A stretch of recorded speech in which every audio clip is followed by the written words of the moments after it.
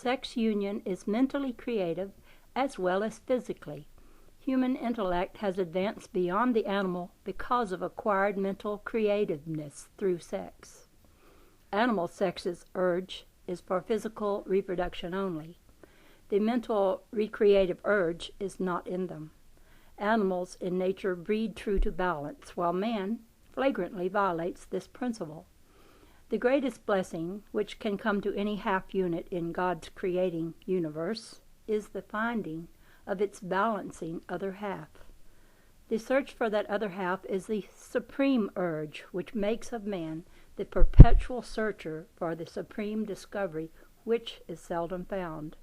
This perpetual search of man has a name, and the word for it is romance.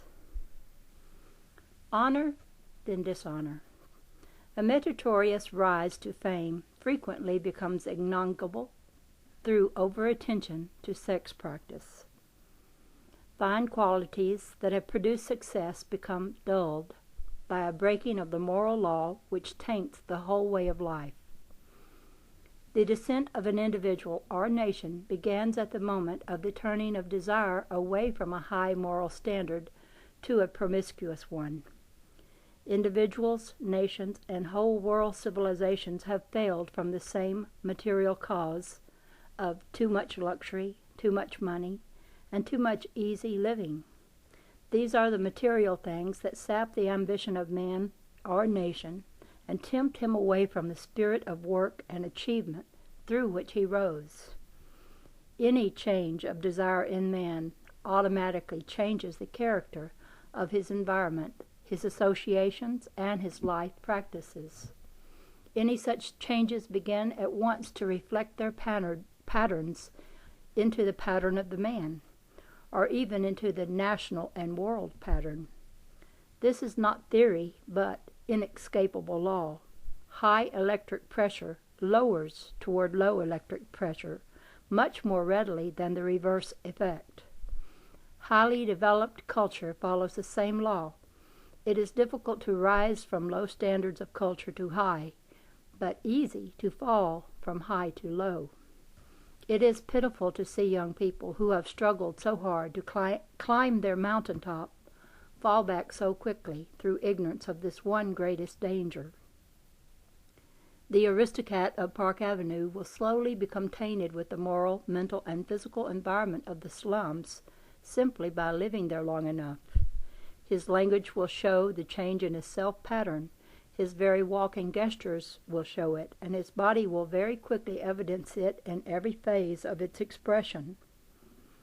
Even the evangelist is affected by it, no matter how he immunizes his thought and actions from its influence. His countenance will change to express the thinking and actions of his electrical environment, in spite of himself. His ideals and the inherited ideals of his ancestors will also become more and more undermined in accordance with the intensity of his relations to his environment. Add sexual relations to this, and the degeneration of his unfolding self-pattern is greater through such intimate contact. With each sexual experience, the pattern of the blood cells is instantly affected, and sequentially the brain. The self-pattern which every man is building for himself is the electric wave form record of what each person now is at this precise moment. It is each man's standard of his self. That standard is very difficult to rise to higher levels, and very easy to sink toward lower levels. Nothing in life aids decadence so effectively as wrong mating and promiscuity, for each person either ascends or descends in body pattern to the level of the mate he chooses. This is a thought which the rather free-thinking youth of today should weigh more carefully, for today's thinking in sex practice is causing a decadence in our entire civilization, which is very noticeable in our mass culture. Our arts are already decadent. Our bodies will follow this degenerate trend in due time, unless the trend is checked. Effective environment. Take note of natural law working out this principle on other human relations through environment. hill-born men or prairie-born men or men who follow the sea become hill lovers or prairie lovers or lovers of the sea because they have interchanged one with another the electric wave forms which make each thing that with which it has sufficiently interchanged. The love of hill country or sea by hill or sea-born men is not a matter of their personal taste. It is because the electric wave pattern of the hills or sea environment has interchanged with their own physical and mental patterns.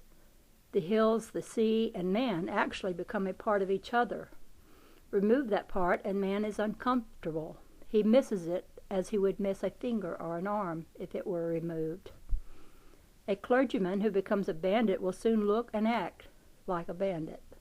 Moral and spiritual patterns thus degenerate as inexorably as physical ones.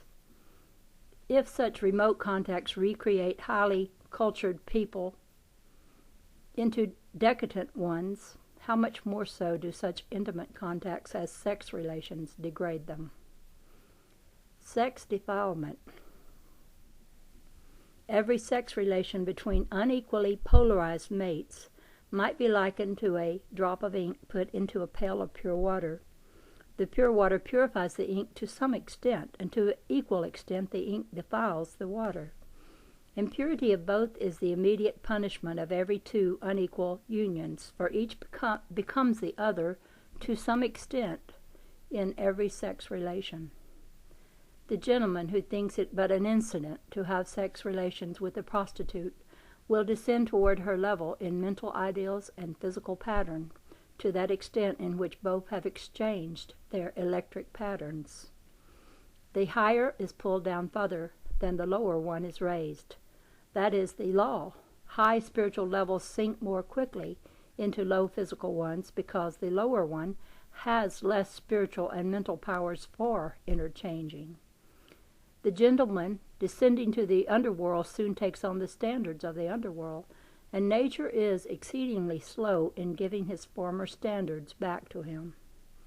The aristocrat can descend to a low level in a few years, but many lives may be required for him to reascend to the same high level. Sex with those of lower standard is an anchor which retards progress of individuals and civilizations.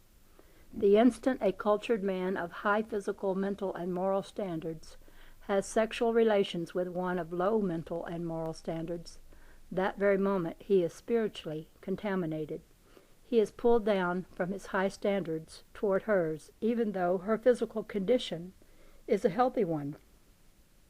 If his lust for such women continues long enough, it will degenerate him into a roux which the world despises.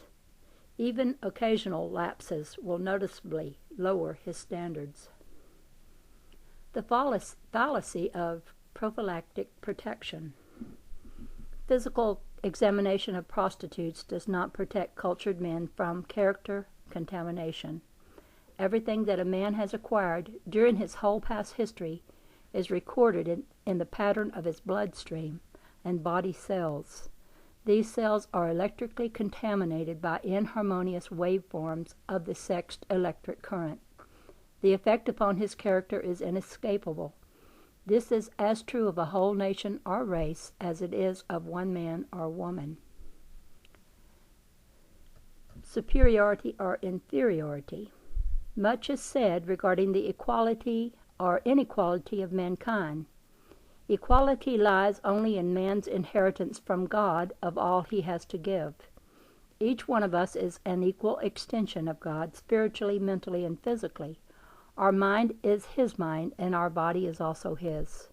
Each one of us inherits all of God's knowledge, love, and power, but some are aware of it and use it more than others. Inequality is an outstanding characteristic of all creating things in nature. There is a superiority or inferiority in units of every type and species, an apple, a rose, or a man. Also, there is no exact duplication of pattern in any two units of nature. Not even two blades of grass are alike, nor two leaves on a tree.